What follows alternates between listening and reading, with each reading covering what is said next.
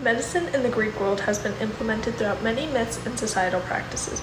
Generally, medicine is known to be a good thing, but like many things, it has a dual nature between good and bad. What we know as medicine is the practice of healing. So how is it bad?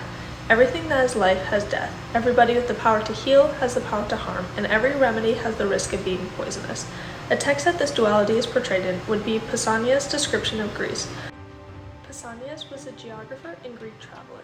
He documented both Greek and Roman traditions, studying their traditions, myths, and landmarks. He also studied geographical sites like mythological figures and their landscapes. One specific observation he analyzed would be the temple of Asclepius.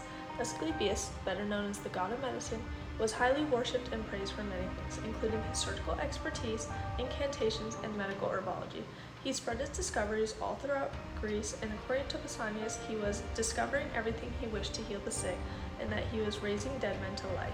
Asclepius is famous in both Greek and Roman practices, as many believed he would heal their ailments. Another association with Asclepius is his rod. As depicted in this picture, we see the artifact of his statue. This statue dates back to 160 AD and illustrates Asclepius leaning against this rod. Now what is this rod?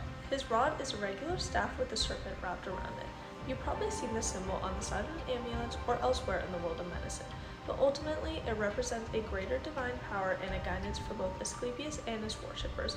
Many people believe that if they dreamt of a snake, then Asclepius would be bound to help the person.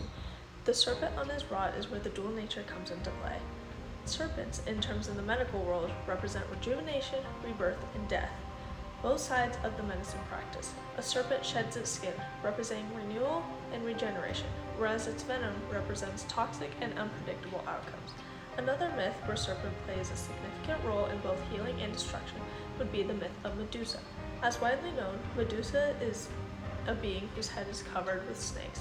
The image here, dating back to early 3rd century AD, displays Medusa with all of the serpents on her head, leading to a stare that can kill. She is feared among society due to her fatality, but what isn't as known is that she is associated with medicine and healing as well. In Lazarus' myth of Medusa, in ancient written sources, he states that in medicine, the blood of Medusa was used by Asclepius, who used it to resurrect the dead. He also mentioned her blood's dual power. This dual power is the ability to save people or exterminate them. So, like any story, myth, or real-world practice, with positives, there's always a chance for negative. Medicine is a broad idea of life and death, healing and destruction, and ultimately is a powerful tool in society that is a greatly impactful thing.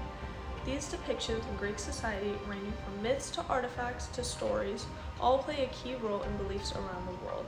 When this knowledge and power is handled right, as depicted with Asclepius' use of Medusa's blood, wonderful outcomes of restoration and health arise.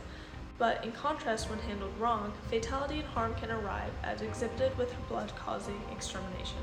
Medicine has many significant and substantial impacts in the world, just in use by the heart and knowledge of good intentions.